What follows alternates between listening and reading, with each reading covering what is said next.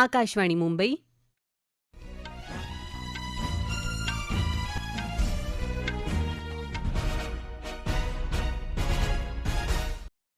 अंकिता आपटे राष्ट्रीय बातम्या देत आहे. ठळक बातम्या.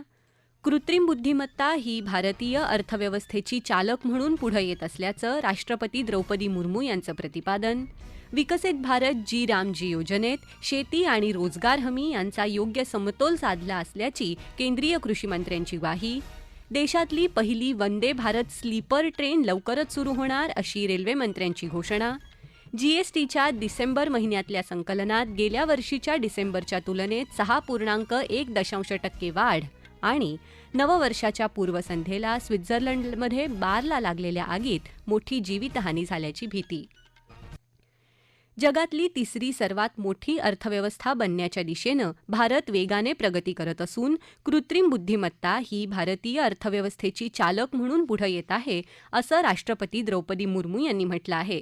त्या आज राष्ट्रपती भवनात सोर अर्थात कृत्रिम बुद्धिमत्ता सज्जतेसाठी कौशल्य कार्यक्रमाअंतर्गत आयोजित विशेष कार्यक्रमात बोलत होत्या.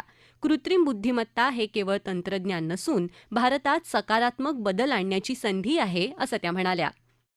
सरकार डिजिटल पब्लिक इंफ्रास्ट्रक्चर को मजबूत कर रही है. भारत को एआई ग्लोबल लीडर के रूप में स्थापित करने के लिए इंडिया एआई मिशन चलाया जा रहा है. आर्टिफिशियल इंटेलिजेंस भारतीय अर्थव्यवस्था के ग्रोथ ड्राइवर के रूप में उभर रहा है. आने वाले दशक में देश के जीडीपी, रोजगार और ओवरऑल प्रोडक्टिविटी में एआई का योगदान महत्वपूर्ण होगा. देश का एआई टैलेंट पूल विकसित करने में डेटा साइंस, एआई इंजीनियरिंग और डेटा एनालिटिक्स जैसे स्किल की प्रभावी भूमिका होगी. केंद्रीय शिक्षण मंत्री धर्मेंद्र प्रधान आणि राज्यमंत्री जयंत चौधरी यावेळी उपस्थित होते. विकसित भारत जी रामजी योजनेत शेती आणि रोजगार हमी यांचा योग्य समतोल साधला असल्याची ग्वाही केंद्रीय कृषी मंत्री शिवराज सिंग चौहान यांनी दिली. ते आज अहिल्यानगर जिल्ह्यात राहता तालुक्यातल्या लोणी बुद्रुक इथं विकसित भारत जी रामजी अभियानाअंतर्गत आयोजित विशेष ग्रामसभेत बोलत होते. इस योजना में सीधे तय किया गया है कि गांव में कौन सा काम होना है ये दिल्ली तय नहीं करेगी, ये मुंबई तय नहीं करेगा. लोनी में कौन सा काम होगा ये लोनी तय करेगा. और 100 से 125 दिन के लिए बजट का प्रावधान इस साल जो प्रस्तावित है वो है 1,51,282 करोड़ रुपया. या नव्या योजनेत लवचिक धोरण स्वीकारलं असून ज्यावेळी शेतीच्या पीक पेरणी, कापणी वगैरे कामांचा हंगाम असेल त्यानुसार वर्षातले 60 दिवस या योजनेची कामं बंद राहतील. त्यामुळे शेती कामासाठी मजूर उपलब्ध होतील आणि शेतकऱ्यांचं नुकसान टळेल. दुसरीकडे मजुरांना त्यांच्या घामाचा दाम वेळेवर मिळण्यासाठी या योजनेत अत्यंत कडक तरतुदी केल्या आहेत. काम संपल्यापासून एका आठवड्याच्या आत किंवा जास्तीत जास्त 15 दिवसात मजुरी थेट बँक खात्यात जमा होईल. प्रशासकीय कारणानं 15 दिवसात पैसे मिळाले नाहीत तर मजुराला 5% दरानं व्याजासह रक्कम देण्याची तरतूद यात आहे. तसंच काम मागूनही प्रशासनाला रोजगार देता आला नाही तर बेरोजगारी भत्ता देणं यापुढे कायद्यानं अनिवार्य असेल असं त्यांनी सांगितलं.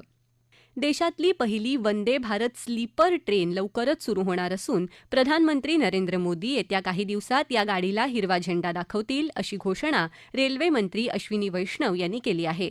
ते आज नवी दिल्लीत वार्ताहर परिषदेत बोलत होते. पहिली वंदे भारत स्लीपर ट्रेन गुवाहाटी ते कोलकाता दरम्यान धावेल अशी माहिती त्यांनी यावेळी दिली. स्वदेशी बनावटीच्या वंदे भारत स्लीपर ट्रेनची हाय स्पीड चाचणी नुकतीच पूर्ण झाली असून या गाडीला 16 डबे आहेत आणि 1 ते 1,500 किलोमीटर इतक्या लांब पल्ल्याच्या प्रवासासाठी ती विकसित करण्यात आली आहे असंही वैष्णव यांनी सांगितलं. 15 ऑगस्ट 2027 रोजी देशाला पहिली बुलेट ट्रेन मिळेल असंही त्यांनी जाहीर केलं. सुरत ते बिलीमोरा हा पहिला टप्पा आधी खुला होईल. त्यानंतर वापी ते सुरत हा दुसरा टप्पा खुला होईल असंही वैष्णव म्हणाले. ऑपरेशन सिंदूर दरम्यान डीआरडीओनं विकसित केलेल्या शस्त्रास्त्रांनी बजावलेली निर्णायक भूमिका ही राष्ट्रीय हितांचं रक्षण करण्याच्या वचनबद्धतेचा पुरावा असल्याचं संरक्षण मंत्री राजनाथ सिंग यांनी आज सांगितलं. नवी दिल्लीतल्या डीआरडीओ मुख्यालयात 68व्या स्थापना दिनानिमित्त आयोजित कार्यक्रमात ते बोलत होते. सशस्त्र दलांना अत्याधुनिक तंत्रज्ञानानं सुसज्ज करून भारताच्या स्वदेशी क्षमता बळकट केल्याबद्दल त्यांनी डीआरडीओचं कौतुक केलं. तसंच प्रधानमंत्री नरेंद्र मोदी यांनी घोषित केलेल्या सुदर्शन चक्र निर्मितीत डीआरडीओ महत्त्वाची भूमिका बजावेल असा विश्वास व्यक्त केला. पुढच्या दशकात संपूर्ण हवाई संरक्षण सुनिश्चित करण्यासाठी त्यातले महत्त्वाचे घटक संरक्षण प्रणाली सज्ज करण्याची जबाबदारी DRDOवर असल्याचंही त्यांनी सांगितलं.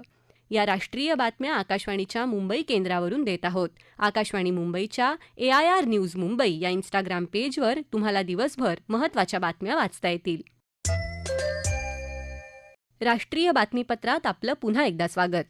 GST अर्थात वस्तू आणि सेवा कराच्या डिसेंबर महिन्यातल्या संकलनात गेल्या वर्षीच्या डिसेंबरच्या तुलनेत 6.1% वाढ झाली आहे. यंदा GST संकलन 1,75,000 कोटी रुपये इतकं झालं. गेल्या वर्षी हे प्रमाण 1,64,000 कोटी रुपये इतकं होतं. डिसेंबर 2025मध्ये केंद्रीय GST संकलन 34,289 कोटी रुपये तर राज्य GST संकलन 41,368 कोटी रुपये इतकं होतं. भारत ऑस्ट्रेलिया आर्थिक सहकार्य आणि व्यापार करारानुसार भारताच्या निर्यातीवर आजपासून ऑस्ट्रेलियात कोणताही कर लागणार नाही. त्यामुळे भारतातल्या रत्न, अलंकार, वस्त्र, चामडं, पादत्राणं, अन्नपदार्थ, वैद्यकीय उपकरणं आणि ऑटोमोबाईल क्षेत्रांना मोठा फायदा होणार आहे.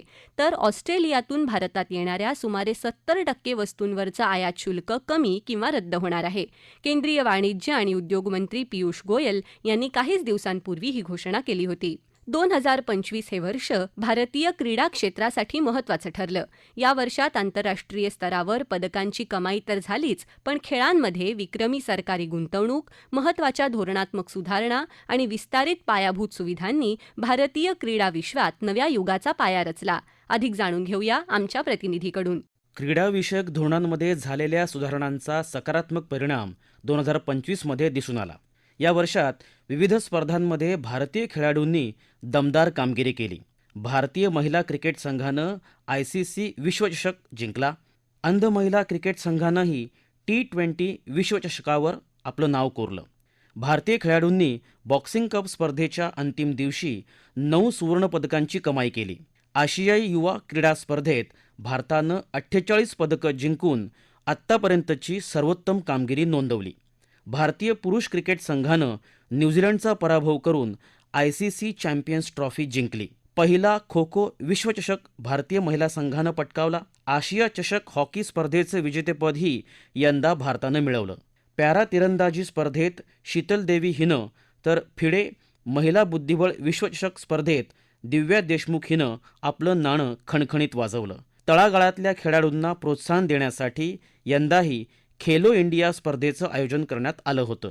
प्रसार भारतीचे मुख्य कार्यकारी अधिकारी गौरव द्विवेदी यांनी आज 2 वेगवेगळ्या शैलींमधल्या वंदे मातरम या गीताचं अनावरण केलं. हे गीत फक्त स्वातंत्र्य लढ्याचं गीत नसून देशाच्या एकतेचं आणि अखंडतेचं प्रतीक आहे, असं प्रतिपादन त्यांनी यावेळी केलं.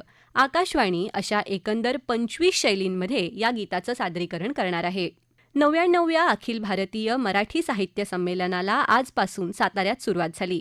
साहित्य महामंडळाचे अध्यक्ष मिलिंद जोशी आणि मावळत्या संमेलनाध्यक्ष डॉक्टर तारा भवाळकर यांच्या हस्ते ध्वजारोहण तसंच ग्रंथ प्रदर्शनाचं उद्घाटन झालं. संमेलनाचं औपचारिक उद्घाटन उद्या ज्येष्ठ साहित्यिक विचारवंत डॉक्टर मृदुला गर्ग यांच्या हस्ते होणार आहे. मुख्यमंत्री देवेंद्र फडणवीस, मराठी भाषा मंत्री उदय सामंत, ज्येष्ठ साहित्यिक डॉक्टर तारा भवाळकर, संमेलनाचे नियोजित अध्यक्ष ज्येष्ठ लेखक विश्वास पाटील या समारंभाला उपस्थित राहतील. नववर्षाच्या पूर्वसंध्येला स्वित्झर्लंडमध्ये एका बारला लागलेल्या आगीत मोठी जीवितहानी झाल्याची भीती आहे. या दुर्घटनेत सुमारे 100 जण जखमी झाले आहेत. त्यापैकी बहुतेकांची प्रकृती गंभीर आहे. मृतांची ओळख पटवण्याचं काम सुरू असून आत्ताच नक्की आकडा सांगता येणार नाही, असं स्थानिक पोलीस अधिकाऱ्यांनी वार्ताहरांना सांगितलं. आगीचं कारण अद्याप स्पष्ट झालेलं नाही, मात्र हा कोणत्याही प्रकारचा हल्ला नाही, असं अधिकाऱ्यांनी स्पष्ट केलं आहे. ठळक बातम्या पुन्हा एकदा. कृत्रिम बुद्धिमत्ता ही भारतीय अर्थव्यवस्थेची चालक म्हणून पुढे येत असल्याचं राष्ट्रपती द्रौपदी मुर्मू यांचं प्रतिपादन. विकसित भारत जी रामजी योजनेत शेती आणि रोजगार हमी यांचा योग्य समतोल साधला असल्याची केंद्रीय कृषी मंत्र्यांची ग्वाही. देशातली पहिली वंदे भारत स्लीपर ट्रेन लवकरच सुरू होणार अशी रेल्वे मंत्र्यांची घोषणा. GSTच्या डिसेंबर महिन्यातल्या संकलनात गेल्या वर्षीच्या डिसेंबरच्या तुलनेत 6.1% वाढ आणि नववर्षाच्या पूर्वसंध्येला स्वित्झर्लंडमध्ये बारला लागलेल्या आगीत मोठी जीवितहानी झाल्याची भीती. याबरोबरच आकाशवाणी मुंबई केंद्रावरचं हे राष्ट्रीय बातमीपत्र संपलं. नमस्कार.